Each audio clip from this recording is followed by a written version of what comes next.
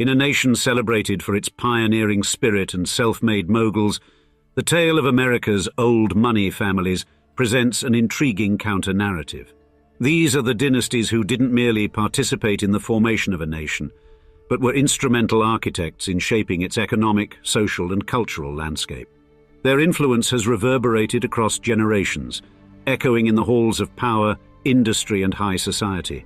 As custodians of immense wealth and power, they have been both revered and reviled, seen as paragons of success or emblems of inequality.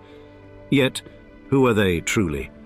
From the Gilded Age magnates to the discreet titans of today, join us as we unveil the complex mechanisms that sustain their enduring legacy, witnessing the triumphs, the controversies, and the indelible impact of families who stand as living monuments to America's multifaceted history. With that said, let us first begin with the wealthiest of them all, a name so intertwined with American wealth and industry that upon first hearing it, one cannot help but marvel. Cleveland, Ohio, on the brink of the 19th century, a collage of hardy souls, undaunted dreams, and fierce determination.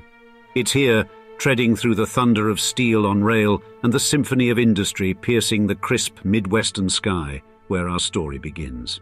We meet a young John D. Rockefeller, a man not born great, but upon whom greatness would be bestowed by the trials of life. Young John's eyes reflect an old soul, a wisdom gifted by his devout mother, Eliza Davison. A pillar of steadfast religious faith, she has imparted in her son the invaluable lessons of charity, frugality, and financial stewardship. In the muted glow of candlelight, John faithfully absorbed these lessons, his handwritten ledger of daily expenditures a constant companion. However, even as he wrote, his father's shadow filled the room. His father, William Avery Rockefeller, a man with a chameleon-like charm and a penchant for high stakes, peddled his miracle potions. Blending a mix of naive hope and snake oil, he sold dreams to the desperate and unsuspecting. This tension, an intricate waltz between integrity and deception, forms the foundation of the Rockefeller family's destiny. Each moment adds a new layer of resolve. The quiet diligence from a mother's teachings and the ruthless business cunning kindled by a father's guile. Embark with us on this journey from the freshly minted wealth of the new money Rockefellers to the prestigious old money dynasty John would build, as we describe how the Rockefeller family went from new money to old money. Our saga begins in New York State, where our pivotal protagonist, John D. Rockefeller, first experienced life's trials and triumphs. Raised by his devout Baptist mother, Eliza Davison, Rockefeller learned the virtues of charity, frugality, and the effective management of money from an early age. This foundational training would later become the bedrock of his extraordinary business acumen.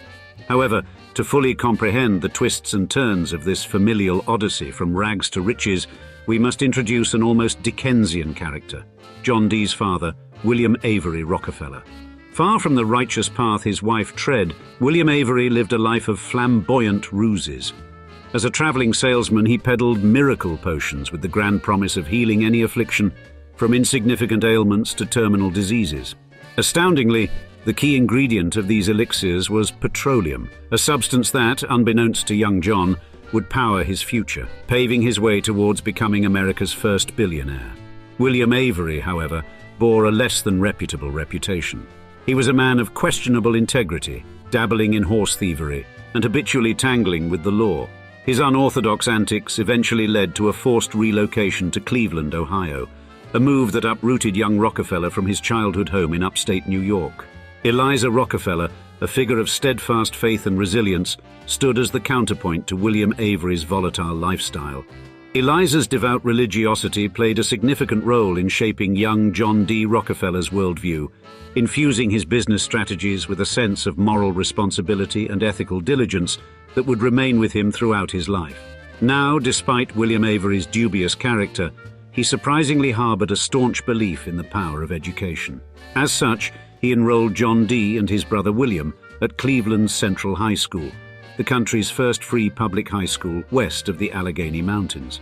This experience instilled a strong sense of independence in John D., particularly during his father's frequent, lengthy absences. And remarkably, these absences were not without their silver lining. When he did indeed return, William Avery's penchant for deception extended to his own son, with John Dee's father himself once bragging, "I cheat my boys every chance I get. I want to make 'em sharp." This unconventional paternal approach, however, inadvertently honed Rockefeller's business instincts. His early exposure to his father's swindles molded him into a shrewd negotiator, a business hawk with an eagle eye for spotting potential pitfalls and deceptive maneuvers in the commercial arena. The motherly figure of Eliza Davison, however, was the enduring, guiding beacon in John Dee's life. Over the course of his life, he progressively distanced himself from his father, while his mother's influence and memory only amplified. Her teachings left an indelible mark on Rockefeller, who would go on to recall, "From the beginning, I was trained to work, to save, and to give." Upon completion of his education, Rockefeller, now seasoned with both life and business experience, found his heart's delight in his high school sweetheart, Laura Spellman, marking the close of one eventful chapter and the dawn of another in his remarkable journey. John D. Rockefeller's business journey, one marked by scrupulous financial acumen and towering ambition, began in September 1855, when at just 16 he entered the business world as an assistant bookkeeper for a small produce commission firm, Hewitt and Tuttle in Cleveland. Even then, his meticulous nature shone through, keeping detailed ledgers that accounted for every cent in his possession. A staunch advocate of charity, Rockefeller adhered to the concept of tithing from his earliest days of earning income for himself, committing 10% of his earnings to charitable causes. In 1859, Rockefeller partnered with Morris B. Clark, launching a produce commission business. They raised $4,000, more than $100,000 in today's dollars, a sizable capital for the time. The Civil War period proved lucrative, as the Union Army's demand for supplies soared. However, it was towards the end of the conflict, as the prospect of wartime profits faded, that Rockefeller and Clark turned their attention towards oil refining. The true turning point came in 1866, when John's brother, William Rockefeller Jr., built another refinery in Cleveland, pulling John into the partnership. In 1867, Henry Morrison Flagler joined them, establishing Rockefeller, Andrews and Flagler, which rapidly grew to be the world's largest oil refinery. This operation laid the foundation for Standard Oil, officially formed on January 10, 1870, which embarked on an aggressive campaign to consolidate the oil market. Known as the Cleveland Conquest or the Cleveland Massacre, Standard Oil in less than 4 months in 1872 absorbed 22 of its 26 Cleveland competitors. By 1880, Standard Oil controlled approximately 90% of all oil refineries and pipelines in the United States, allowing Rockefeller to effectively dictate the entire industry's pace and direction. However, Rockefeller's strategies were not without benefits for the public. Before 1870, only the affluent could afford oil light, provided by expensive whale oil. However, in the following decade, thanks to the economies of scale realized by Standard Oil, kerosene became widely accessible to the working and middle classes. Yet these business practices, including underselling, differential pricing, and secret transportation rebates, also invited controversy. And by 1880, Standard Oil was reported by the media as the most cruel, impudent, pitiless, and grasping monopoly that ever fastened upon a country. The intense criticism led to the creation of the Standard Oil Trust in 1882, a corporation of corporations, to centralize Rockefeller's holdings, which further stirred public suspicion. Despite these challenges, Standard Oil stood resilient, consistently making profits year after year, achieving an aura of invincibility and unparalleled wealth. Ida Tarbell, a journalist, would ultimately lead a movement to challenge this behemoth. Her meticulous investigation, culminating in a series of damning articles, exposed Standard Oil's ruthless tactics and ultimately contributed to the dissolution of Standard Oil as a monopoly, leading to the Clayton Antitrust Act. Without fully throwing in the towel, Rockefeller started looking at his transition into retirement while still seeking to preserve his wealth and transform his new money into the more enduring old money. He diversified his investments and launched the Rockefeller Foundation in 1913 with an initial donation of $100 million, broadening his legacy beyond oil and industry, highlighting his commitment to philanthropy. However, his rise from a new money tycoon to an old money patriarch was marred by personal challenges and public scorn, with some speculating that the relentless scrutiny caused Rockefeller to develop alopecia. Despite these obstacles, the name Rockefeller had a journey from poverty to the patriarch of one of America's most powerful families that was only just beginning as he passed control of his dynasty to the next generation. Now, John D. Rockefeller was not merely an astute businessman, he was also an ardent practitioner of old money principles, such as long-term financial planning, privacy, understated elegance, philanthropy, and thrift. These were the values he instilled in his children, ensuring the Rockefeller legacy would span generations. In contrast to the new money families of the Gilded Age, the Rockefellers adopted a more discreet and sustainable approach to wealth. Consider the Vanderbilt and Gould families, prominent figures of the Gilded Age whom epitomized new money opulence. Cornelius Vanderbilt, renowned for his empire of steamships and the New York Central Railroad, celebrated his fortune with a flourish. The manifestation of his wealth was particularly evident in his family's real estate purchases. The family commissioned grand mansions that showcased their affluence, such as the opulent Vanderbilt mansions on Fifth Avenue, which stood as symbols of their enormous wealth. These included the Triple Palace, a trio of residences designed by famed architects and decorated with marble, gold, and other precious materials. In addition to these residences, Cornelius Vanderbilt II acquired an expensive townhouse on 57th Street, which later had to be sold due to financial strain. Additionally, the Marble House, built by William Kissam Vanderbilt in Newport, Rhode Island, was another display of the Vanderbilt fortune. This lavish mansion, however, was eventually sold due to its exorbitant upkeep costs. Their penchant for grandeur extended to their social events as well, with the Vanderbilt Costume Ball of 1883, a $1 million spectacle, immortalizing their penchant for lavish spending. However, the Vanderbilts' unchecked extravagance, combined with their neglect of long-term financial planning, ultimately led to the erosion of their substantial fortune. This financial mismanagement left many of their descendants grappling with relative poverty, a stark contrast to their forebears' opulence. Similarly, the Gould family, led by railroad magnate Jay Gould, failed to preserve their wealth across generations. Jay Gould was famed for his extravagant lifestyle, evident in his creation of Lyndhurst, a sprawling Gothic revival mansion. His offspring mirrored his extravagance, erecting impressive residences such as a castle-like mansion in Lakewood, New Jersey, and a French chateau-inspired mansion in Tarrytown, New York.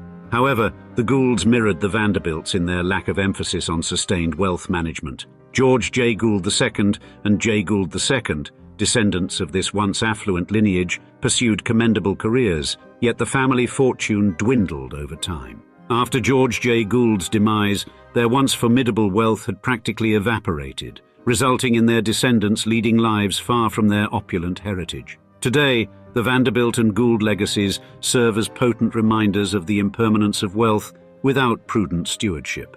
The next generation of Rockefellers, however, took a different path, rooted in the old money traditions of privacy, thrift, and philanthropy. These principles played out vividly in the lives of John D. Rockefeller Sr.'s children. John D. Rockefeller Jr., the only son and the primary heir, inherited not only his father's vast fortune, but also his commitment to philanthropy. He financed the construction of the Rockefeller Center in New York and restored colonial Williamsburg, among many other philanthropic endeavors. Yet, despite his eye-watering size of income, he lived a relatively modest lifestyle, avoiding public displays of wealth and maintaining a strong focus on his family. Similarly, Rockefeller's daughters also embodied the old money principles. Elizabeth, the eldest, married a banker and led a private life out of the public eye. Alice, despite suffering from various health issues throughout her life, was known for her philanthropy and carried the family tradition of supporting educational and health causes. Alta, the third child, married a scientist and focused her efforts on supporting scientific research. Edith, the youngest, devoted herself to music and philanthropy, continuing the family's commitment to giving back to society. However, embodying old money principles did not exempt the Rockefeller children from difficulties. John D. Rockefeller Jr., for instance, was often criticized for his ruthless business practices, just like his father. Similarly, Alice struggled with her health, suffering from various illnesses throughout her life. The public scrutiny that came with the Rockefeller name was also a constant source of stress for the family. Yet despite these challenges, the old money principles continued to guide them. The Rockefeller children, following their father's example, sought to preserve their wealth for future generations, focusing on long-term financial planning rather than short-term gain. They understood the importance of privacy, choosing to live away from the public eye. They embraced understated elegance and avoided the ostentatious displays of wealth common among new money families. The financial landscape of America's Gilded Age was indeed a volatile crucible, with fortunes being made and lost almost overnight.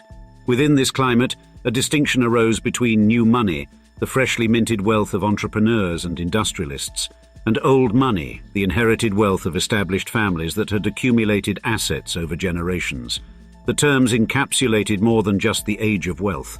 They signified cultural differences, social acceptability, and the capacity for wealth preservation. The Rockefellers, beginning as new money, were no strangers to this volatility. However, their pragmatic approach to wealth accumulation and preservation arguably allowed them to transition into the esteemed category of old money.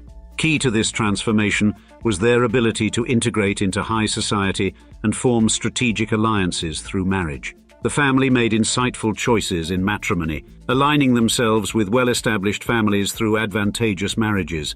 John D. Rockefeller Jr., the sole son of John D. Rockefeller Sr., set the pace in 1901 when he married Abby Aldrich. Abby wasn't just any bride. She was the daughter of U.S. Senator Nelson W. Aldrich, a political powerhouse whose influence stretched from Wall Street to Washington.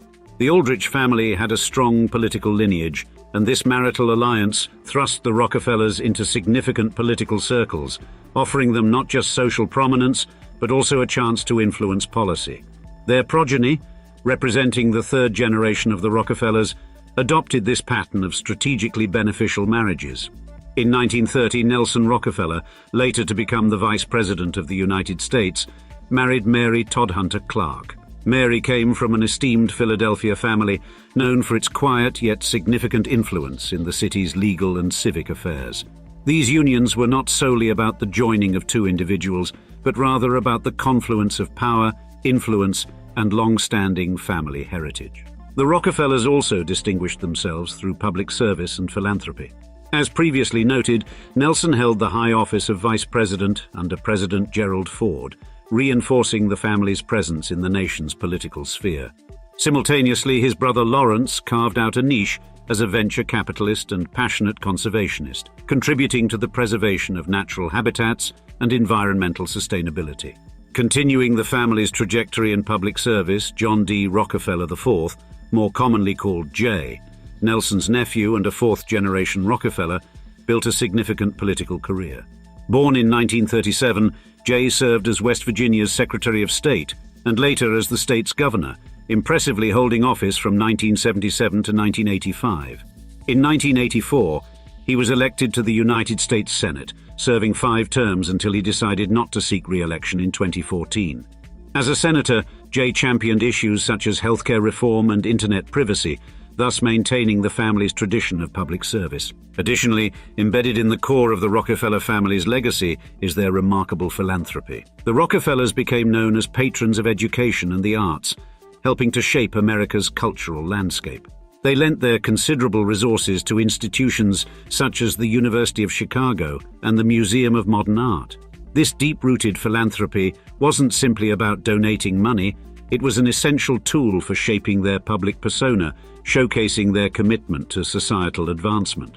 Yet alongside this is their equally noteworthy ability to amass and preserve substantial wealth. This duality reflects the character of John D. Rockefeller himself, who was known to be a ruthless businessman, yet an incredibly generous philanthropist. Their philanthropic ventures were strategic. They served to not only improve public welfare, but also to bolster their societal standing, assisting in their seamless transition from new money to old money. Through these actions, the Rockefellers were not just cementing their place within societal elites, but also highlighting their dedication to the public good. Therefore, simultaneously, the Rockefellers adopted several strategies to safeguard their wealth, ensuring that it would endure across generations. One significant step in this regard was the establishment of the Rockefeller Foundation in 1913. This move was more than an act of charity. It was a calculated effort to shield their wealth from heavy estate taxes, thereby allowing it to grow and benefit society simultaneously. Over time, the Foundation's immense contributions to public health, education, and arts helped to further establish and fortify the Rockefeller name. Trusts also played a critical role in their wealth preservation strategy. John D. Rockefeller Sr. formed his first trust in 1891, transferring a significant portion of his fortune to it. This move offered both tax advantages and protection against potential heirs' mismanagement, thereby ensuring the continuity of the Rockefeller fortune. In addition, the Rockefellers innovatively used holding companies to manage their diverse business interests. These corporate structures provided a protective shield for their wealth, while also promoting growth. This use of corporate entities set a precedent for future wealthy families, showing how wealth could be protected and multiplied simultaneously. As such, the Rockefellers are a perfect example of how one family managed to become synonymous with philanthropy while maintaining an iron grip on their wealth, demonstrating a duality that has become part of their enduring legacy. Peering through an oppressive cloak of fog during the somber twilight hours of New York City in the year 1947, there looms an imposing spectre, the decaying Vanderbilt Triple Palace. Once a shining beacon of grandeur and prosperity, it now echoes with the hushed whispers of a forgotten splendor. In its heyday, the palace glistened like a diamond under the opulent glow of gaslit chandeliers. Rooms were decked with European art, while gilded mirrors reflected the refined tastes of the era's elite. The echoes of laughter, clinking crystal, and impassioned debates filled the grand halls, all bearing testimony to the meteoric rise of the Vanderbilt dynasty. However, the current visage of the Triple Palace was an unnerving contrast. Its decadent opulence had faded, traded for an ominous air of dereliction. The silent corridors now reeked of neglect and abandonment. The imposing structure that epitomized luxury now bore the scars of time and indifference, a granite edifice teetering on the brink of oblivion. Pondering such a heart-wrenching image, one might ask, how did this majestic empire collapse, surrendering its palatial grandeur to time's merciless grasp? Join us on this intriguing journey to answer your query as we embark on an expedition to once and for all explain how the Vanderbilt family went from old money to no money. The dawn of the 19th century unveiled a new titan in the American commercial narrative, a man by the name of Cornelius Vanderbilt, affectionately known as the Commodore. His tale opens in the rugged setting of Staten Island, New York, in 1794. Birthed forth in a lineage of 9, young Cornelius was cast in the forge of humility, born into an environment of limited means. Looking back through history, the seeds of the Vanderbilt legacy can be traced to De Bilt, nestled in the heart of Utrecht, Netherlands. Here, Jan Ertzen, Cornelius's great-great-great-grandfather, and a humble Dutch farmer, sought a new life in New Amsterdam, the city that would eventually bear the name New York. In an amazing twist of fate, this ancestor of one of America's wealthiest dynasties came to the New World not only penniless, but was forced into indentured servitude upon his arrival in 1650. However, his backbreaking work would turn out to be the sacrifice that set the Vanderbilt legacy in motion. His village name, suffixed by the Dutch Vander, translated to of the built, eventually morphed over generations into the weighty name of Vanderbilt. Now, the inception of Cornelius's empire was marked at the tender age of 16, as he gambled on a ferry service operation between Staten Island and Manhattan, funded by a loan of $100 from his mother. This modest venture bloomed into a colossal fortune exceeding $100 million, a staggering sum that today's standards would value over $200 billion. Cornelius Vanderbilt, a figure cast in the mold of determination and intelligence, etched his path to prosperity through an inexhaustible work ethic and shrewd business maneuvering. His simple ferry service expanded its reach during the tumultuous times of the War of 1812, serving the far-flung government outposts strewn around New York City. As peace was restored, Vanderbilt shifted his sights to the steamship industry, aligning himself with the strategic acumen of Thomas Gibbons. Possessing an innate radar for identifying opportunities within fledgling markets, Vanderbilt seized control of the steamboat and nascent railroad industries, effectively transforming the American landscape. In particular, his strategic mastery lay in his ability to grow markets, outmaneuvering competition through offering accessible prices and exploring untapped territories. He built his businesses on the burgeoning pillars of customer satisfaction, efficiency, frugality, and uncompromising consequences for dishonesty or idleness. And even better, this agile titan was no stranger to industry evolution. His adaptability became evident when he smoothly transitioned from steamboats to railroads. Not merely content with business savvy, Vanderbilt was also a ruthless competitor, infamous for his aggressive tactics in obliterating competition. And with regard to his temperament, as a man of few words, Vanderbilt was esteemed for his impeccable judgment of character. He often remained stoic in the face of criticism, steadfast in his decisions, his unyielding determination and adaptability. This drive allowed him to amass a formidable fortune, crowning him as one of the wealthiest Americans of the 19th century. In fact, his lifestyle could be described as having an even Spartan-like frugality, a trait inherited from his mother. This very deliberate lifestyle choice marked him as an outlier, creating a tangible rift between himself and the glittering upper echelons of high society. Yet, unbeknownst to the Commodore, a dramatic shift loomed on the horizon. His descendants, heirs to the Vanderbilt fortune, would cast away their patriarch's doctrine of frugality. They instead embraced a life dripping with extravagance and opulence, casting aside the lessons of their forebear and eventually, as the kids today would say, fumbling the bag. You see, their actions would signal a stark departure from Cornelius's principles, setting the stage for a story of epic downfall and squandered wealth. A tale as grand as their inheritance, filled with missteps, excesses, and lavish spending that would threaten the very existence of the Vanderbilt fortune. With the arsenal of family lineage and robust wealth at their disposal, one could imagine the Vanderbilts flourishing as an enduring emblem of American old money. Yet, in an unexpected twist of fate, Cornelius Vanderbilt's descendants took a nosedive into the realms of opulence and luxurious excess.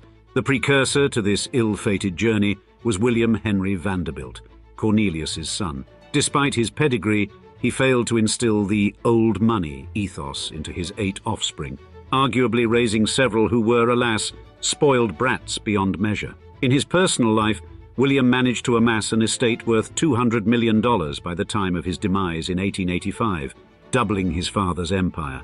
However, whispers of his volatile temperament and emotional inconsistency cast a shadow over his accomplishments, and likely hint at how he would come to raise a generation of intemperate progeny. Early anecdotes recount tales reminiscent of HBO's Succession, portraying the relationship between William and his father, Cornelius, akin to that of Logan Roy and Kendall Roy. Cornelius, often frustrated with his eldest son, called him a blockhead and blatherskite. William yearned to prove otherwise, but lacked the courage to face the Commodore's censure. However, a turning point arrived during a family voyage to Europe aboard the steamship Vanderbilt in 1860. Following this trip, father and son grew closer, and William assumed an increasingly integral role in the Vanderbilt business empire. Yet, once at the helm, William's unpredictable nature became a public nuisance. One incident in particular occurred in 1883, when journalist John Dickinson Sherman questioned him about his operation of the limited express train service.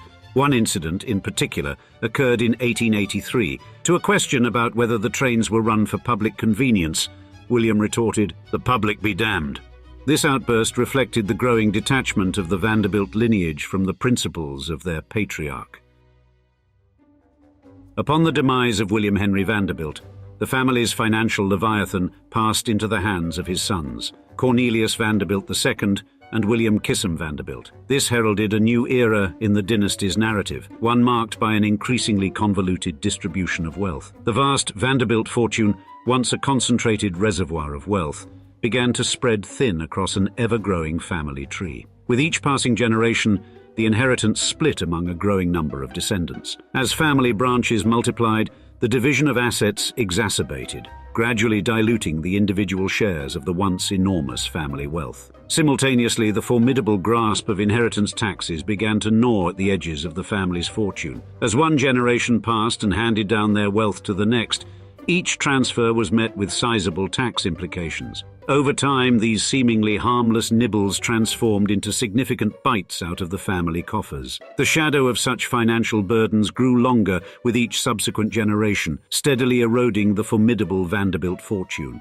Worse still, the family was plagued by a series of reckless financial choices. Much of the Vanderbilt progeny, far removed from the industrious ethos of their forebear, failed to demonstrate the same business acumen and financial prudence that Cornelius Vanderbilt had once embodied. High-risk ventures, failed investments, and a lack of interest in nurturing the family's business interests dealt a series of devastating blows to their wealth. Compounding this was their inclination towards a luxurious lifestyle. Unlike the Commodore, the descendants reveled in extravagance and opulence. They spent prodigiously, indulging in grand mansions, ostentatious parties, and lavish art collections. Such unrestrained spending only served to accelerate the decline of the once mighty Vanderbilt fortune. This combination of expanding family size, punishing inheritance taxes, imprudent financial decisions, and unabated spending cast a foreboding shadow over the Vanderbilt dynasty. The fortune, once a titan in the annals of American wealth, gradually began its descent into oblivion.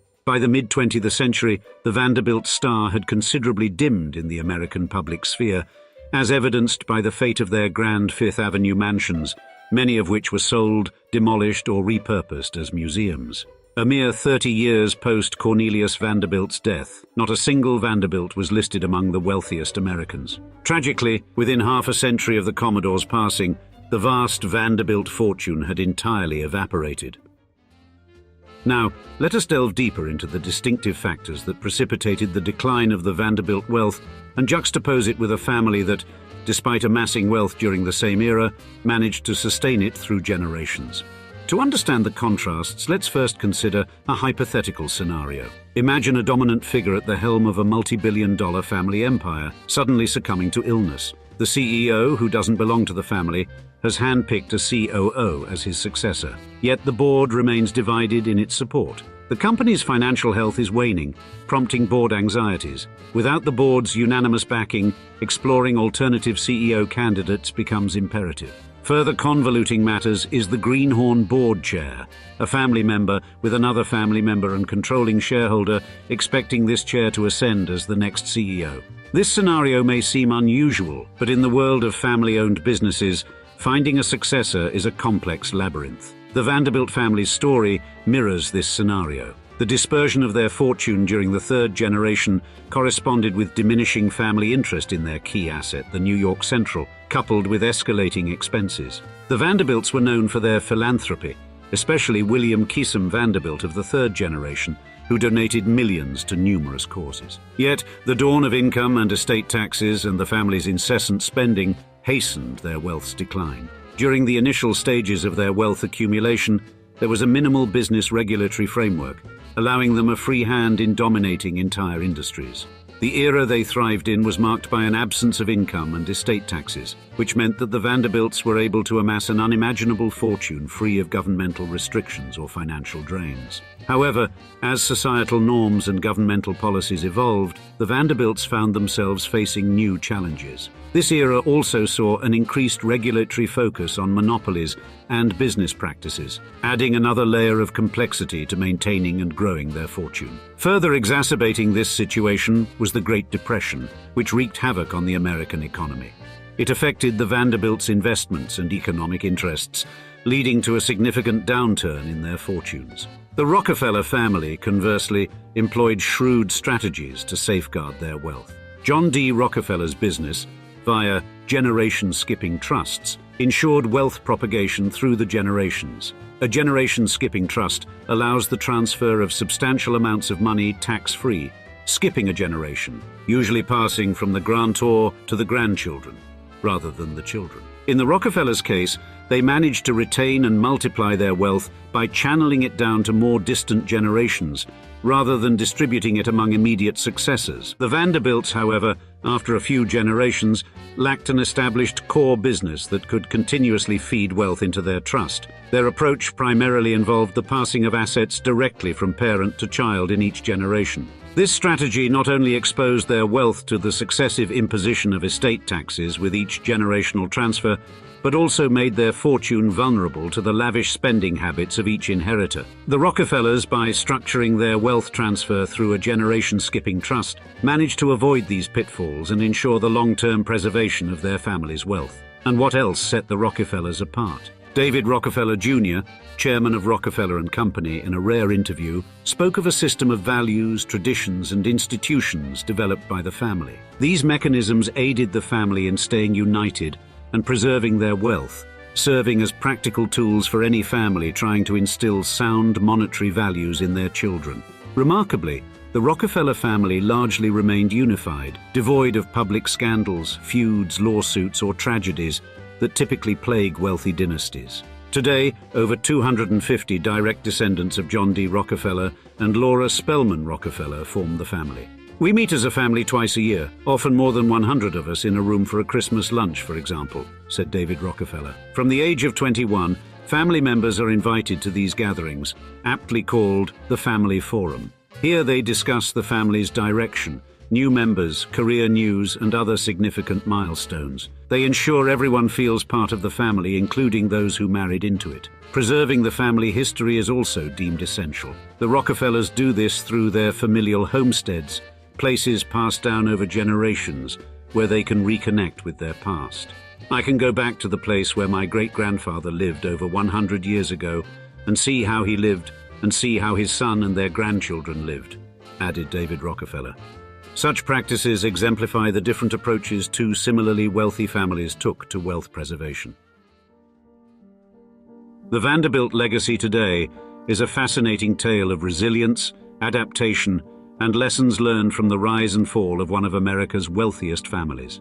Despite the family's difficulties and the decline of their once vast fortune, some members of the Vanderbilt family have managed to create their own paths and leave lasting impressions on society.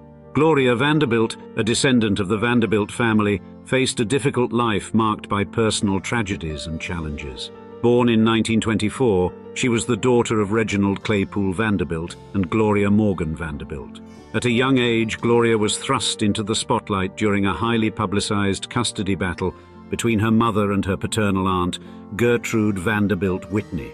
Despite these early hardships, Gloria went on to become a highly respected and successful artist, fashion designer, and author. Her resilience and determination to forge her own path endeared her to the public and made her a beloved figure. Throughout her life, Gloria Vanderbilt was not only a colorful but also a very successful personality who made many contributions to the society in which she lived and thrived. She was an exceptional, vivacious fashion icon, renowned for her distinctive style and the widely successful Vanderbilt's brand. In a fascinating aside, one of our followers at Old Money Luxury shared a personal interaction with Gloria Vanderbilt, recalling, "I met Gloria Vanderbilt at her New York art show in 2003. She was elegant, well-bred, polite, soft-spoken, and greeted me with a big smile on her face. Her hair, makeup, clothes were impeccable and understated. Her teeth and complexion were perfect. I'm so glad I met her. I've read her books. She lived appropriately. She was an iconic figure who needed protection from devious people." At her level of wealth, she had friendships with designers, actors, singers, lawyers, professors, business people with education and talent. She loved her sons deeply. Gloria's sons, Anderson Cooper and Carter Vanderbilt Cooper, also faced their share of challenges growing up as Vanderbilt descendants. Anderson Cooper, a well-known journalist and television personality, has spoken openly about the impact of his family's history on his life and career. He has expressed gratitude for the opportunities his family's legacy has afforded him, while also acknowledging the importance of hard work and self-reliance. Tragically, Carter Vanderbilt Cooper passed by his own hand at the age of 23, a devastating loss for the family. The current financial situation of the Vanderbilt descendants varies, as the once enormous family fortune has been significantly diminished over the years. Many of the family's descendants have pursued careers in various fields, from journalism to fashion, and have built their own wealth and success independent of the family's legacy. The family's remaining assets and lingering influence can still be seen in the form of their historic mansions, such as the Biltmore Estate in Asheville, North Carolina, and the Breakers in Newport, Rhode Island. These properties serve as reminders of the family's immense wealth and influence during the Gilded Age and continue to attract visitors from around the world. The rise and fall of the Vanderbilts offers valuable lessons for future generations. The importance of responsible wealth management, strategic estate planning, and the potential pitfalls of excessive spending and poor investment decisions are all evident in the family's story. Additionally, the Vanderbilt legacy serves as a reminder of the importance of resilience and adaptability in the face of adversity. Our story begins in the iconic city of Boston, Massachusetts, circa 1912. Amongst the chime of church bells and a dense morning fog, we discover a formidable figure, a young Joseph P. Kennedy Sr., He's a man on the cusp of an extraordinary journey, preparing to orchestrate a family ascension from humble roots to the pinnacle of American wealth. Poised against the backdrop of the Boston harbor, he watches as ships dock and depart, while his ambitions mirror the bold journeys of these picturesque vessels. The son of Irish immigrants, Kennedy stands alone, engulfed by the tumultuous symphony of the city. A young man living at the confluence of past struggles and future aspirations, Joe's heart pulses with the rhythm of a dream to transform his lineage from humble newcomers into esteemed members of the old money elite in the heights of American wealth and influence. It should come as no surprise that despite early controversy, subsequent success, and heartbreaking tragedy, Joseph P. Kennedy Sr. did indeed accomplish his dream of transforming his burgeoning bootleg liquor business into one of the foremost families synonymous with the concept of an American aristocracy. In today's video at Old Money Luxury, we shall tell the tale, regaling the ups and downs like a schooner riding the Boston harbor waves, and describe how the Kennedy family went from new money to old money. The dawn of the 20th century saw the ambitious Joseph P. Kennedy Sr., a son of Irish immigrants, embarking on his unprecedented journey towards the zenith of American wealth and power in Boston. His trajectory traversed the murky avenues of bootlegging, the unpredictable whirlwind of the stock market, the vast expanse of real estate, and the dazzling limelight of Hollywood. In 1919, as the 18th Amendment was ratified, initiating the era of prohibition, Kennedy sensed a golden opportunity in America's insatiable appetite for liquor. With rumored ties to organized crime figures, he allegedly established a sprawling network of bootlegging operations that churned out massive profits under the radar of law enforcement. The clandestine endeavor, while questionable, laid a robust financial foundation for the future Kennedy fortune. At the same time, in the roaring 1920s, Kennedy ventured into the volatile realm of Wall Street. Armed with an uncanny intuition for profitable enterprises, he made a series of lucrative investments, capitalizing on the bull market of the era. For instance, in 1928, Kennedy purchased Pantages Theatre Company, a chain of movie theaters, for $8 million, only to sell it a year later for a handsome profit of $15 million. His keen foresight shone brightly when, sensing an impending economic downturn, he astutely liquidated most of his stock portfolio by 1929, just before the infamous Wall Street crash. This strategic move not only shielded his wealth from the widespread financial devastation occurring in the United States at the time, but also exponentially multiplied it, as he bought back stocks at rock-bottom prices during the Great Depression. Joseph's adventures in real estate further contributed to his financial ascendance. In the mid-1920s, he started investing in commercial real estate properties. He bought the Somerset Hotel in Boston in 1926 and went on to acquire several other high-profile properties over the next decade, amassing a significant real estate portfolio. Throughout the late 1920s and early 1930s, he steadily expanded his real estate holdings, notably in New York City. One of his most significant real estate transactions was the purchase and subsequent leasing of the iconic Manhattan building at 14 Wall Street in 1929 for an impressive profit. Meanwhile, the lure of Hollywood beckoned Kennedy westward in the late 1920s. He assumed control of several movie production studios, including the famed FBO studios, which he later sold to Radio Corporation of America, RCA, in 1929 for $4.6 million. Forming part of what is now known as RKO Pictures. These remarkable accomplishments were the cornerstones of the Kennedy family's transition from humble immigrant roots to new money. Unlike old money dynasties, the new money elite, such as the Kennedys, acquired their wealth within a generation. Through entrepreneurial drive, investment prowess, and a little Hollywood magic, Joseph P. Kennedy Sr. managed to carve out a formidable financial empire. In just a couple of decades, Joseph P. Kennedy Sr. had not merely built a financial empire, he had nurtured a dream, a vision for his offspring to transcend the realm of commerce and leave a lasting imprint on the annals of American political history. This ambition was not merely limited to his own life, it was a vision he ardently desired for his lineage, a dynasty that would not just revel in material wealth, but would etch its name in the golden ledger of American political history. To actualize his vision, he invested heavily in the intellectual grooming of his offspring. The Kennedy children were privy to an educational milieu that was the envy of many. Harvard, Stanford, and Radcliffe were all touchpoints in their academic journey. These revered institutions were the crucibles where the Kennedy sons and daughters were molded, preparing them for the great leap into public life. Joseph Kennedy Jr., the eldest of the Kennedy brood, was initially envisioned as the political torchbearer of the family. However, his sudden death in 1944 during World War II tragically upended this plan. The mantle then fell to his younger brother, the charismatic and intellectually astute John F. Kennedy. Fresh from his heroic stint as a naval officer in World War II and a brief foray into journalism, JFK was ready to embrace his destiny in the political arena. His electoral debut materialized in 1946 when he won a seat in the U.S. House of Representatives for Massachusetts' 11th congressional district. This victory marked the beginning of an illustrious political trajectory, a journey that would elevate the Kennedy name from mere millionaires to an enduring political dynasty. As JFK's star began to rise, so too did the realization of Joseph P. Kennedy Sr.'s dream. JFK's charisma, youthful energy, and his family's significant financial resources quickly made him a political force to be reckoned with. He ascended to the U.S. Senate in 1952, defeating incumbent Henry Cabot Lodge Jr., a victory largely attributed to the powerful campaign machinery funded by the Kennedy wealth. The crowning glory, however, came on November 8, 1960. JFK, against all odds, won the presidential election, defeating Vice President Richard Nixon in one of the closest races in American history.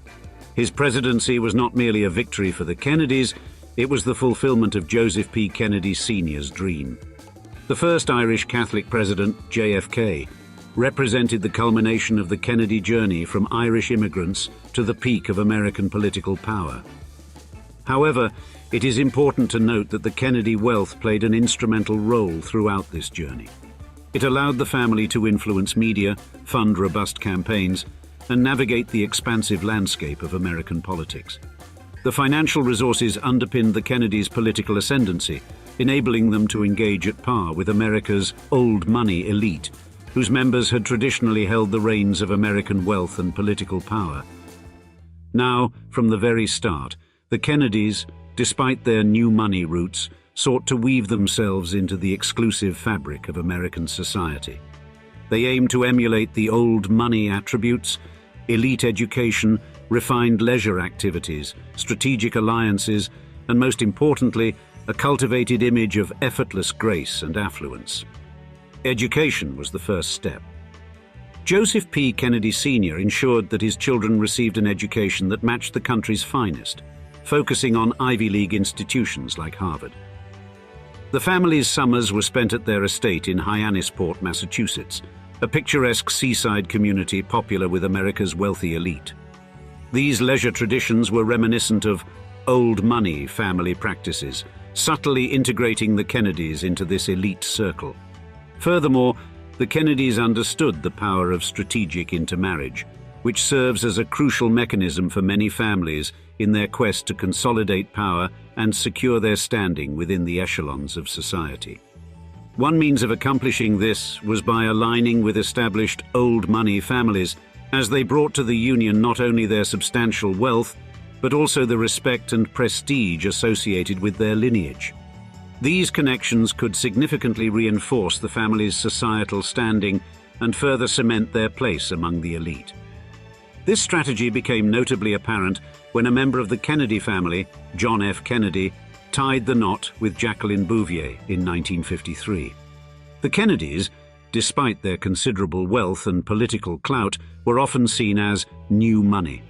Thus, aligning with an old money family was a strategic move to gain social legitimacy and acceptance among the American upper crust. Jacqueline Bouvier was the epitome of old money. She hailed from a distinguished lineage on the East Coast, with roots tracing back to the early French immigrants in America. The Bouviers had accumulated their wealth over generations, built significant social ties, and were part of the country's established elite. Unlike new money families, the Bouviers didn't just have wealth, they were woven into the social fabric of the nation's influential circles. Jacqueline's upbringing was steeped in the luxuries and privileges associated with her family's social status. She was exposed to an elite education, had an appreciation for fine arts, and exhibited a cultured refinement, traits that were typically associated with old money families. Her distinct upbringing and the prestige of the Bouvier name beautifully complemented the ambition and political aspirations of the Kennedy family. By marrying Jacqueline, John F. Kennedy didn't just gain a life partner. He secured a union that helped further validate the Kennedys' place among the societal elite. It served to blend the vigorous dynamism of the new money Kennedy family with the established grace and respect of the old money Bouviers, contributing to a powerful and influential legacy. Thus, as the First Lady, Jackie Kennedy played a pivotal role in crafting the family's image. Her innate grace, sophisticated style, and cultured intellect helped cultivate an image of the Kennedys as an old money family. She masterfully employed her background to shape the Kennedy narrative, enhancing their status through her impeccable fashion sense, her refined taste in arts, and her sophisticated social graces. In the Grand White House, she was instrumental in numerous restoration projects, making it a symbol of cultured elegance and a celebration of American history.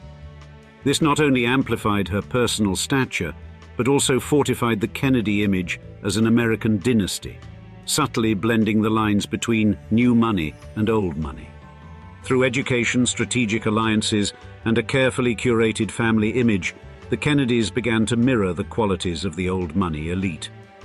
It was an audacious endeavor, one that added another layer to their intriguing narrative, further blurring the lines between the realms of new money and old money. The term Camelot, a mythical kingdom known for its idyllic aura and noble ideals, was applied to the Kennedy administration, painting their reign with an enchanting gloss. This imagery, invoked after JFK's tragic assassination, played a significant role in furthering the Kennedy family's old money image and profoundly impacted American culture. The Camelot myth hails from Arthurian legend, where King Arthur ruled with justice, wisdom, and a round table of noble knights. When Jackie Kennedy referenced Camelot in a post-assassination interview with Life magazine, she likened her husband's administration to this fabled kingdom. The metaphor stuck, casting a near-mythical aura around the Kennedy presidency. This Camelot imagery aligned seamlessly with the old money image that the Kennedys were cultivating.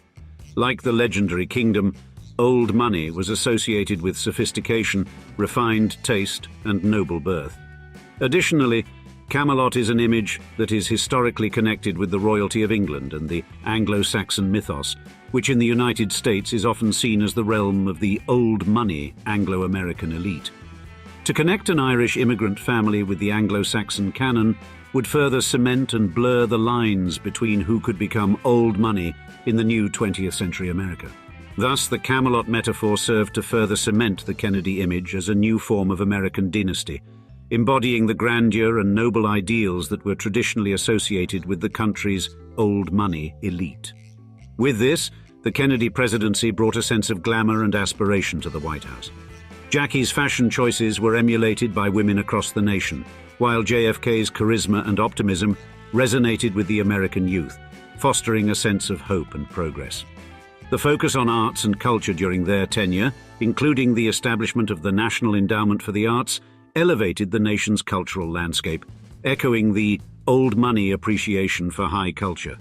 Lastly, the Camelot image also had a profound impact on subsequent political campaigns, with future candidates attempting to replicate the charisma and hope that JFK's presidency represented.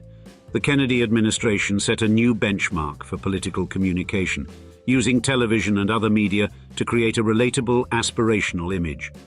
Therefore, the Kennedys' Camelot and its pervasive influence served to further integrate them into the realm of old money.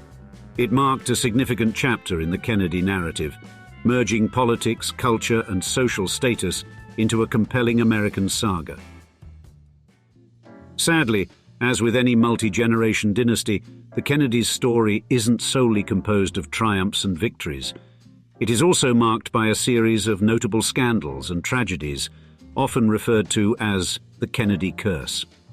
However, it's their stoic, dignified reactions to these trials that have further cemented their place within the old money lore, demonstrating resilience characteristic of long-standing noble families. The litany of tragedies began with Joseph Kennedy Jr.'s untimely demise during World War II, followed by the shocking assassination of JFK in 1963, and later Robert Kennedy's assassination in 1968. Scandals, too, were not unfamiliar to the family, the most notable being Ted Kennedy's Chappaquiddick incident in 1969. Yet each tragedy was met with a dignified stoicism that spoke volumes of the family's resilience. They maintained a composed public facade, handling these crises with the grace and strength that many came to associate with the Kennedys. This stoicism was reflective of old money families, who traditionally have navigated the tumultuous waves of fortune with a level-headed demeanor and a stiff upper lip. Moreover, despite these tragedies, the Kennedys never wavered from their ambitions. They continued to strive for political, social, and cultural influence, maintaining their family's prominence within American society. They stayed committed to their causes, from civil rights to education and healthcare, thus ensuring that their legacy transcended the personal tragedies they endured. Jackie Kennedy, in particular, demonstrated extraordinary resilience in the face of adversity. Her poise and strength after JFK's assassination left a deep impression on the American public, further enhancing the family's connection to old money, stoic resilience. In the contemporary world of wealth and politics, the Kennedy family continues to exert significant influence, both as symbols of American political heritage and active participants in public service. Their story is one of resilience and relentless ambition, maintaining their place in the American consciousness. Several members of the newer generations of Kennedys have carried forward the family's tradition of public service. Joseph P. Kennedy III, JFK's grandnephew, served as a congressman from Massachusetts, while his twin brother Matthew has been active in non-profit work. The late Saoirse Kennedy Hill, a granddaughter of Robert Kennedy, was a vocal mental health advocate. However, despite their enduring political engagement, the family's prominence in the world of wealth has somewhat diminished. While they remain affluent, the scale of their wealth doesn't match the likes of today's billionaire magnates. Yet this does not undermine their standing as one of America's foremost political dynasties. Their name carries weight in history, tragedy, and triumph that money alone cannot buy. In the context of new money versus old money today, the Kennedys occupy a unique position. While they originated as new money, their calculated moves, strategic alliances, and cultivated image have led them to be perceived as old money. Their lineage, coupled with their long-standing involvement in American society and politics, grants them an aura of illustrious heritage and permanence, akin to the old wealth families of the East Coast. However, the Kennedy saga has not been immune to controversy, an element that sometimes jarringly contrasts their old money aspirations. A compelling example is the figure of Robert F. Kennedy Jr., who deviates from the stoic elegance associated with old money and instead embodies the boisterous audacity often linked with new money. RFK Jr.'s outspoken nature and activism, while celebrated by many, can be perceived as a reflection of the Kennedys' enduring new money energy. That flame of ambition, kindled by their patriarch Joseph P. Kennedy Sr., continues to burn fiercely in the Kennedy lineage, often manifesting in their dogged pursuit of entrepreneurial ventures and unwavering dedication to public service. The Kennedys, therefore, personify an intriguing synthesis of new money zeal and old money refinement. They are a living example of a quintessential American narrative, a narrative where a family can ascend from humble immigrant beginnings to the towering peaks of social influence and political power. In the riveting saga of the Kennedys, one can observe an evolving blend of new and old, a constant striving for higher realms, a steadfast adherence to their heritage, all underlined by an indomitable spirit to carve their place in history. The year, 1848. The locale, New York City, humming with life, yet the Astor mansion stood in a cold contrast, its aura of regality offering a muted hush. John Jacob Astor, his legendary family's first magnate, lay on his bed, life flickering like a dying candle. The bed, resplendent in silk and rich mahogany, was an ironic setting for a man who began his journey in the ruggedness of Waldorf, Germany, and the son of a simple butcher. His saga, powered by a monumental spirit, led him across the Atlantic, driven by dreams too large for his small German hamlet. From fixing musical instrumentals to peddling fur, from dabbling in fledgling real estate to mastering finance, he embroidered his success into the fabric of a new world, weaving a legacy in golden threads. Now his son William stood sentinel at his bedside, eyes hard, matching his father's steel. An understanding passed between them, as silent as the room, and as profound as the coming inheritance. "Make it grow, William," the old Astor rasped, a lifetime of victories and struggles faintly echoing in his voice. Yet little did he know that his earthly departure would not mark the end of an era, but the beginning. It would be not only an immense fortune he passed on to his son William, but the seeds of a transatlantic empire. In today's video at Old Money Luxury, we shall recount the incredible true life story of the Astors, America's first old money family, from the dusty roads of rural Germany to the hallowed halls of Westminster to the affluent avenues of the city that never sleeps. So settle in and join us as we describe how the Astor family went from new money to old money. In the rural enclave of Waldorf, nestled near the regal city of Heidelberg, now part of contemporary Baden-Württemberg, Germany, a son was welcomed into the world in 1763. The newborn, christened John Jacob Astor, was the youngest scion of Johann Jacob Astor, a humble butcher, and Maria Magdalena von Berg. At the tender age of 16, John Jacob departed his home for the bustling city of London, where he fell under the tutelage of his uncle in the art of crafting musical instruments. Our lovely English capital, in its grandeur, not only provided Astor with proficiency in English, but also a robust apprenticeship in the realm of commerce. The year 1784 marked Astor's embarkation to the United States, his pockets filled with little more than hopes and a collection of several flutes for sale. He chose New York City as his new home, where he opened a small but ambitious shop trading in furs. The 1794 Jay Treaty, which allowed Americans to trade in Canada, served as a catalyst from which to build the empire that would come to create America's first old money family. By the turn of the century, Jacob had accumulated a fortune of $6 million, an eye-watering amount of wealth for an era where America was less than 20 years old and reigned as the luminary of the fur trade. He then diversified his portfolio, trading furs for Chinese tea and investing in Manhattan's burgeoning real estate market, becoming a notable figure in fur transactions in China. Additionally, John Jacob's brother Henry, an enthusiast of equine racing and a German immigrant like himself, purchased a thoroughbred messenger who had journeyed from England to America in 1788. This noble steed would sire all standard-bred horses in America, adding a unique chapter to the Astor family legacy. Now, the demise of Meriwether Lewis in 1809 ignited a quest for an able governor for the area. Astor saw an opportunity, proposing a daring plan to monopolize and extend the fur trade to the Pacific. His venture employed Wilson Price Hunt, a St. Louis businessman, to lead an overland expedition to the Columbia River. The journey, though fraught with disastrous decisions, inadvertently led to seminal discoveries and paved the path known today as the Oregon Trail. This venture formed the bedrock for American development of Oregon and Washington. You see, Astor's empire held a near monopoly on the fur trade, and by the 1820s it stood as one of the largest enterprises in the nascent United States. Yet, by 1834, the illustrious Astor exited the company he had built, partially due to a shift in fashion trends leading to the decline of fur's popularity, causing the company to fragment.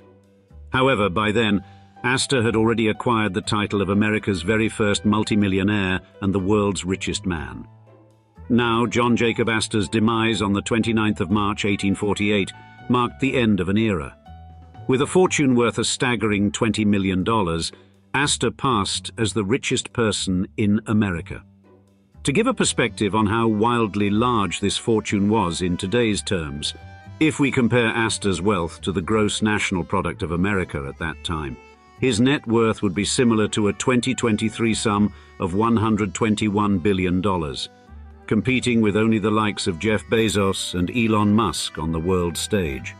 And John Jacob's penchant for philanthropy was equally illustrious, dedicating $400,000 from his coffers to the establishment of the Astor Library, the esteemed institution that would later coalesce with the Lenox Library to become the iconic New York Public Library. Now his firstborn son, John Jr., from birth, was plagued by a disheartening blend of ill health and mental issues, thus leading to John Jacob's will giving him an allowance just adequate to assure his sustenance in the uncertain times ahead. Therefore, the lion's share of the Astors' immense wealth, coupled with the destiny of their family empire, was bestowed upon the capable shoulders of his second son, William, thus positioning the next move on the grand chessboard towards old money dominance the Astor family would play in this game of familial intrigue. Now, William Backhouse Astor Sr., named after William Backhouse, his father's merchant friend, over the course of his life would prove his mettle as a competent associate in his father's prosperous export enterprise, all while carefully injecting capital into Manhattan's fertile soil of real estate. Emboldened by his family's already legendary business reputation, William amplified the empire's real estate portfolio, erecting over 700 stores and homes in the growing New York City. His real estate ventures around Central Park yielded exponential growth for the family assets. Understand, William, an astute operator himself, not merely preserved, but managed to multiply the Astor family fortune. His diligent endeavors led to even more prosperity for their lineage, his legacy culminating in a staggering estate valued at nearly $50 million. It was as though Midas himself had passed his golden touch onto the next Astors, and they wielded this gift with expert precision. However, in the long arc of family law, the most crucial move William made was a defining characteristic of old money dynasties: strategic intermarriage. On the 20th day of May in the year 1818, he took the hand of Miss Margaret Alida Rebecca Armstrong, the children of Senator John Armstrong Jr. and Elida, sister to Horatio Gates Armstrong. From her mother's side, she claimed lineage from the renowned Livingston clan, her own mother the youngest offspring of the eminent Judge Robert Livingston and his wife Margaret. Furthermore, her pedigree included such luminaries as Founding Father Robert R. Livingston and Secretary of State Edward Livingston. On the other side, her father, John Armstrong Jr., held the distinguished title of President James Madison's second Secretary of War. From this impressive brood, William and Margaret's offspring would include a shockingly impressive third generation of Astors to steer their colossal empire. John Jacob Astor III, born during a balmy summer's day on the 10th of June in 1822, would thrive as an American financier, generous benefactor, and a soldier in the American Civil War. His extraordinary business acumen served to bolster his personal fortune, much like his father and grandfather, eventually earning him the title of the richest amongst the Astor lineage from his generation. By the end of his reign, he would come to grow the family coffers to a stratospheric range between $75 million and $100 million, around 2.5 to 3.5 billion in today's dollars. Though again, we must remember that this was a time when the US had a much lower GDP than we have today, thus indicating that $3 billion back then may be closer to 80 or 90 billion relative to today's economies. John III's proudest achievement, however, lay in the establishment of the English branch of the Astor dynasty. It was this branch that cemented the Astor name amongst the British nobility, an enduring legacy that even to this day continues to take pride of place in the aristocratic circles, and we'll cover more in a minute. Now, William and Margaret's daughter, Laura Eugenia Astor, born in 1824, married to a man by the soon-to-be conspicuously American name of Franklin Hughes Delano on the 17th of September, 1844. This unforeseen twist of destiny would link the Astors with another echelon of the closest thing America has to royalty, the Roosevelts. Franklin Hughes was, after all, the namesake of a certain US president, Franklin Delano Roosevelt. This union also reinforced the Astors' ties with America's founding stock, given Franklin Hughes Delano's lineage traced back to Philip Delano, a pilgrim who set foot in Plymouth, Massachusetts in 1621. Our tale now settles upon William Astor Jr., the bearing carrier of his forefathers' illustrious American legacy. Yet it was actually his wife, the imposing Caroline Schermerhorn, who would seize the reins of New York's elite, sculpting the bedrock of its high society. Born to the privileged echelons of New York's Dutch aristocracy on September 22, 1830, Caroline, or Lina as she was affectionately known, was a Schermerhorn, offspring of the city's earliest settlers. Her father, Abraham Schermerhorn, had made his fortune in shipping and possessed a net worth of $500,000, a significant sum for the time, equivalent to $13.74 million today. Helen Van Cortlandt, née White, of the prominent Schermerhorns, was her mother. Fate entwined Caroline Schermerhorn and William Astor Jr., the grandson of John Jacob Astor, in a harmonious union in 1853.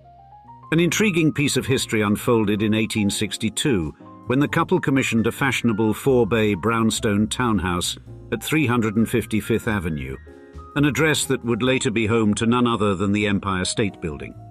Now, contrary to popular perception that she was always more focused on high society than family, Mrs. Astor, for a considerable part of her years as a mother of young children, devoted herself to her family and household management.